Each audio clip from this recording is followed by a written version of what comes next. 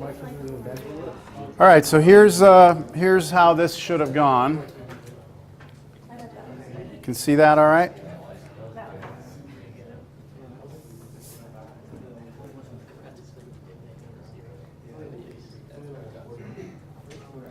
All right, so for this first one, you could do a U-Substitution on this if you needed to, but my idea is that this should take you 1 to 2 minutes. You should notice that this is looks very much like 1 over u, and the antiderivative of 1 over u would be natural log of u. The thing you have to account for is the fact that there's a -7 in front of the x, right? That's linear in the denominator.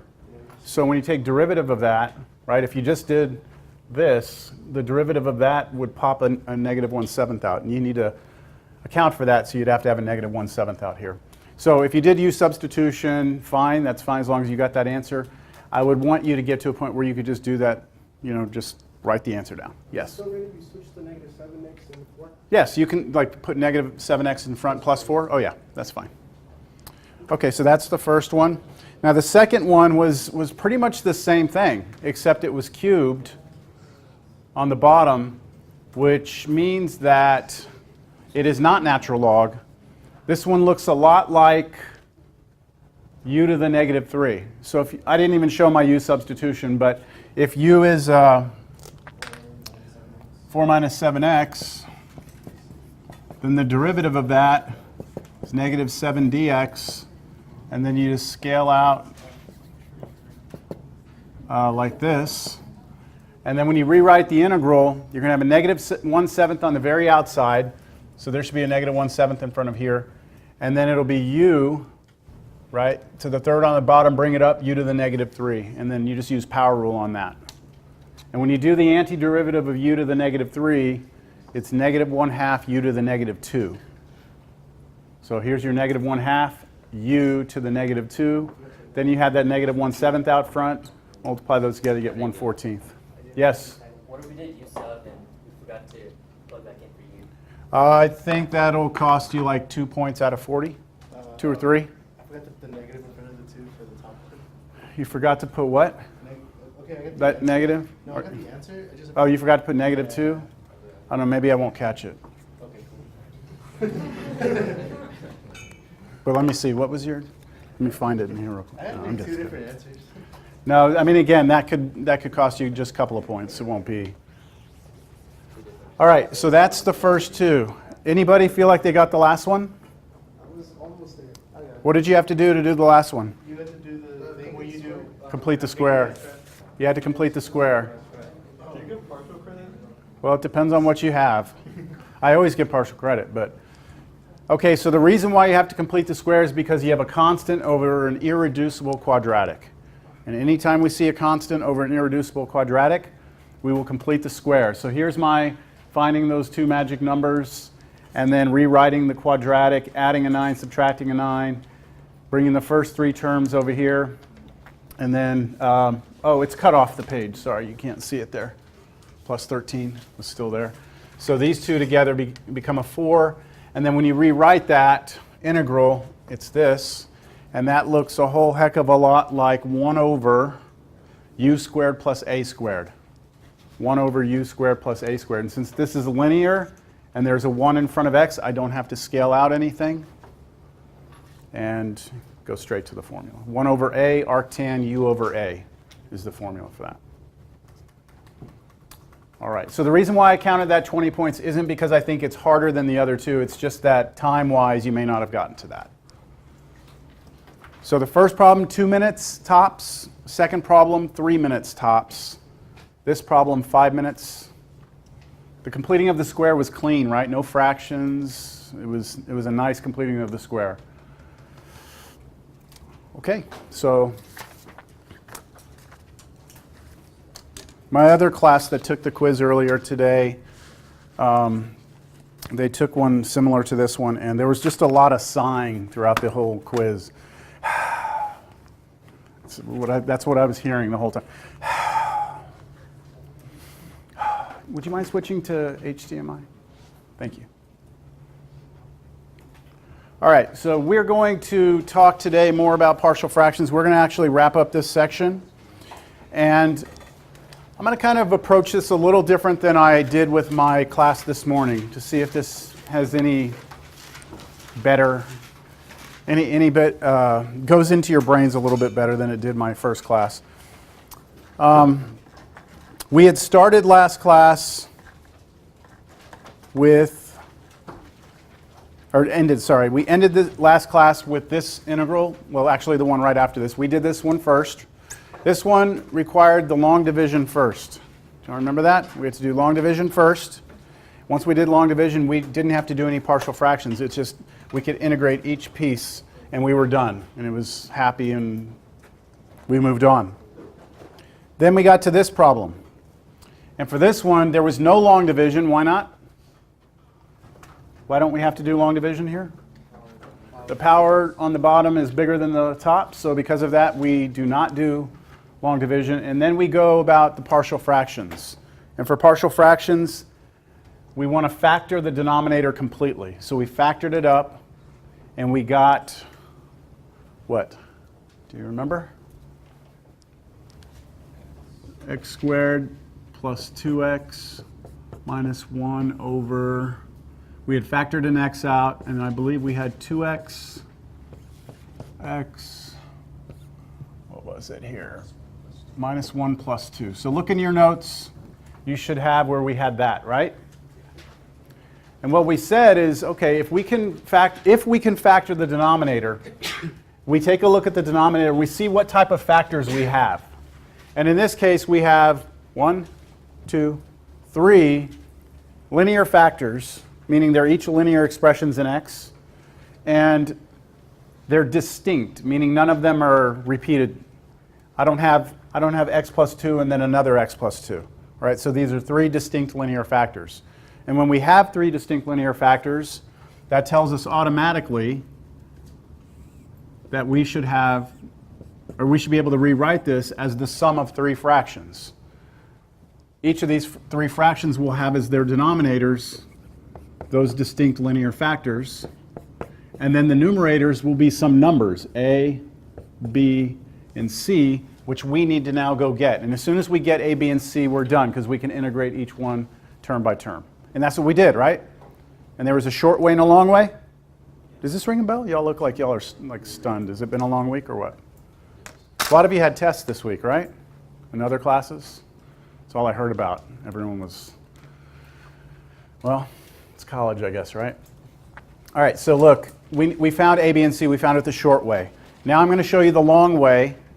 And the reason why we use the long way, or the reason why we should know the long way is what?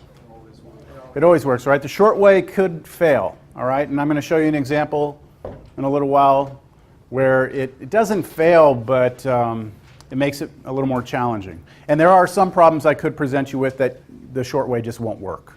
All right, so if you're like, well, I like the short way, and I'm going to stick with that, I can just put a problem on there, you can't use it. All right, so believe me when I say you need to know this.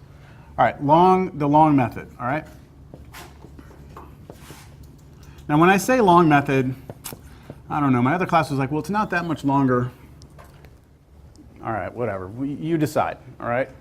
So here's what we're going to do. From this step, we do the same thing we did on the last for the short method. We still have to multiply both sides by this denominator, which clears it out on the left side. And again, you can refer back to your notes from the last class. We got to a point where we were right here. A, 2x minus 1 times x plus 2 plus b, x plus 2, and then plus c, x, and then 2x minus 1. So does anyone need any clarification on how we would get to this line right here, from here? We're good? Okay, so the short way, what you tried to do was kill off these two, right? Without killing off this. So we picked numbers and we had fun. It was a great time. The long method, what we're going to do is forget trying to plug values of x in that kill things off. We're actually going to expand out the right side. We're going to multiply it all out. Okay, so yes, you're going to have to do some arithmetic here. First things first, I'm going to do these two factors together. So I would do a little like FOIL, I guess is that cute little acronym that we can use for that. If I FOIL that out, what would I get? 2x squared plus 4x, take away an x, so that would be 3x, and then minus 2. Everyone agree? 2x squared plus 3x minus 2. But then I still had an a out here, right? And that a would have to pass through all of those also. So what I'm going to write is this. X squared plus 2x minus 1 equals, you said it was going to be 2x squared? Okay, but with an a it'll be 2a x squared. And we always like to put the capital letter behind a constant, all right? The next one we said it was going to be 3x, right? So it's going to be 3ax. And then the last term was in minus 2, but then times a is minus 2a. Yeah? Now we get to do the same thing on the next one. So I can distribute an x through. If I just do the x through, I get x squared plus 2x, right? But then times b. So bx squared plus 2bx. And then we do it again over here, pass the x through. I would have 2x squared minus x, but then with the c, I'm going to have 2cx squared minus cx.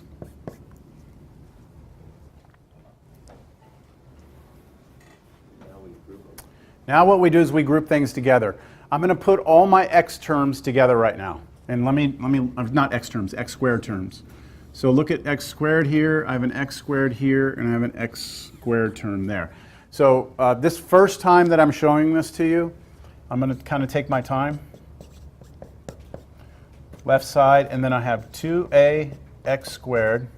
I have plus bx squared, and then plus 2cx squared. So now I've got all, I'm just rearranging them, right? Just rearranging the right side. Now let me get my x terms. That's this one, and this one, right? Let's put those together. So plus 3ax plus 2bx, and finally minus cx. Is there anything that I have not accounted for here? The minus 2a. So this is the last piece we have. This is a constant, right? Because a is going to wind up being a number. So this is something that doesn't have x in it. And I'm just going to slap it onto the outside, minus 2a. Still good? The next step is to take a look at all the x squared terms. Then we're going to take a look at all the x terms, and then anything that doesn't have x. So we're going to look at 3 different things here. And we're going to take the left side again. Write down the left side. I want to leave, well, I guess I can get this out of here. Write down the left side again. But for the first 3 terms here, I'm going to factor an x squared out. All right, so normally I put an x squared, then parentheses, and then write something, right? I'm going to do it backwards. I'm actually going to put the parentheses here and the x squared here, and you'll see why I'm going to do it this way in just a second. This is 2a plus b plus 2c. So when I do multiplication, if I put this x squared right there, it's the same as putting it here. It would still distribute through like that, so you'd get the same thing. Everyone agree with that? And then I do the same thing with the x terms. So plus, and then another group of parentheses, I'll have an x back here, and that'll be what? 3a plus 2b minus c. And then the last piece, well, there's nothing to factor out. I'm just going to write minus 2a.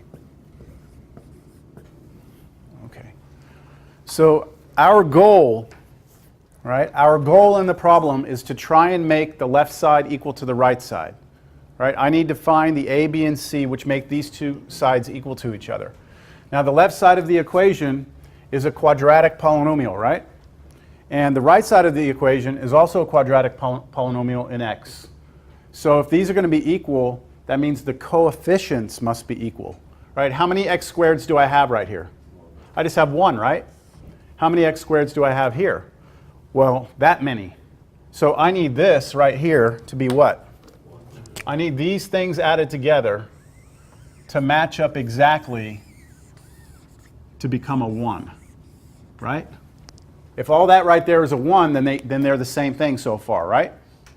If 2a plus b plus 2c equals 1, then the left and right sides are the same in terms of the x squared part.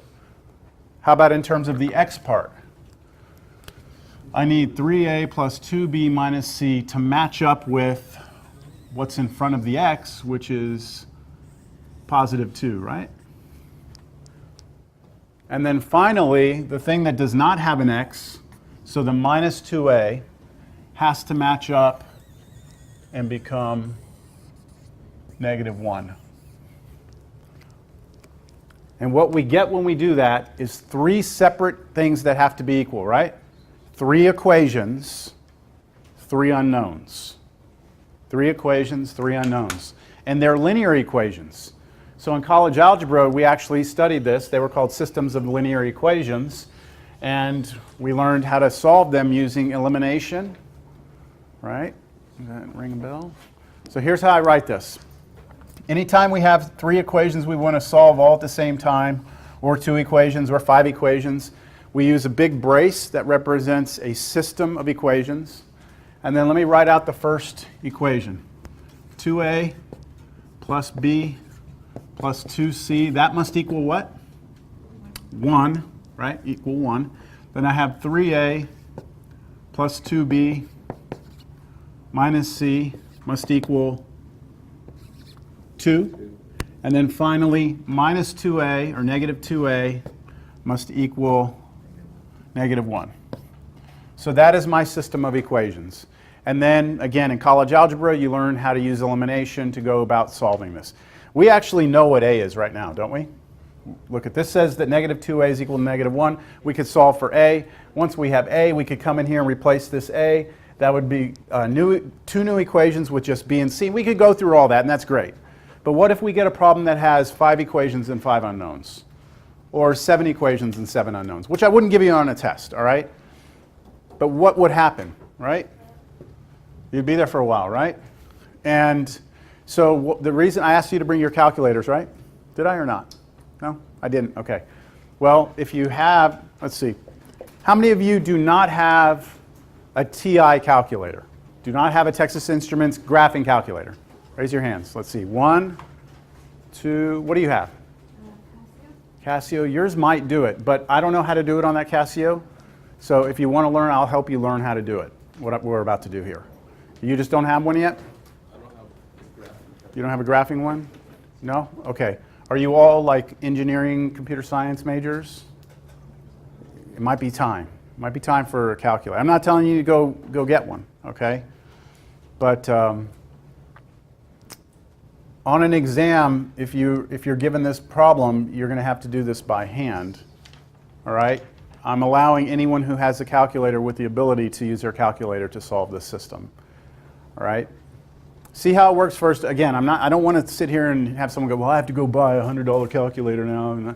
That's not what I'm saying. If you need one and you financially can't do it, just come talk to me. I can find a loaner or something, all right? All right, so how are we going to do this? Well, the first thing we're going to do is we're going to convert this system of equations into what's called an augmented matrix. Now, I put on everyone's desk a handout that has these instructions. Y'all see it? Y'all have it there? Make sure you're looking at it. Okay, so we're going to, now it's a different equation. What's on there, I just made up. It's not the same equation that's up here. But what we're going to do is we're going to write this, the brace becomes 2 brackets, and what we're going to look at are just the coefficients. And you must make sure that everything's lined up, like you've got all your A's lined up, your B's lined up, your C's lined up, your equals, and then your number. And what we do is just read the numbers off of each of these. So the number here is 2, then we have what? 1, and then 2, and then 1. We're going to write that across the first row. So this is 2, 1, 2, 1. And then the next one, 3, 2, negative 1, 2, right? How about that last one? It's a little weird.